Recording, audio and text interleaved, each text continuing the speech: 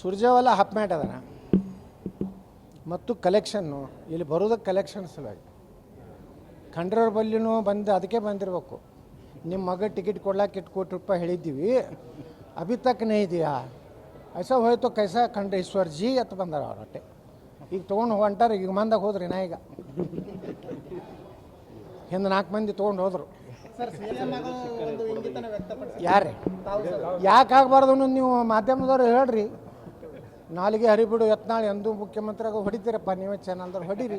ನಾ ಮುಖ್ಯಮಂತ್ರಿ ಆಗೋದು ಗ್ಯಾರಂಟಿ, ಕರ್ನಾಟಕ ಉದ್ಧಾರ ಮಾಡೋದು ಗ್ಯಾರಂಟಿ. ಬುಲ್ಡೋಜರ್ ಸದ್ದು ಮಾಡ್ತಾವು. ಯಾರು ಪಾಕಿಸ್ತಾನ ಪರ ಘೋಷಣೆ ಕೊಟ್ಟರೆ ಬಾಯಾಗ ಹಿಂದೆ 2 ಹೊಡೆದು ಅಲ್ಲೇ ಸರ್ಕಾರ ಪ್ರೀತಿ ವಿನಯದಿಂದ ಸರ್ಕಾರ ಕೇಂದ್ರದಾಗ ಕೆಲಸ ಮಾಡ್ಕೋಬೇಕು. ಆ ಒಂದು ಪ್ರವೃತ್ತಿ ಸಿದ್ದರಾಮಯ್ಯನವ್ರಿಗೆ ಇಲ್ಲ. ಹೀಗಾಗಿ ಇವ್ರು ಸುಮ್ಮನೆ ಮೋದಿಯವ್ರ ಬಗ್ಗೆ ಹಗುರವಾಗಿ ಮಾತಾಡೋದು.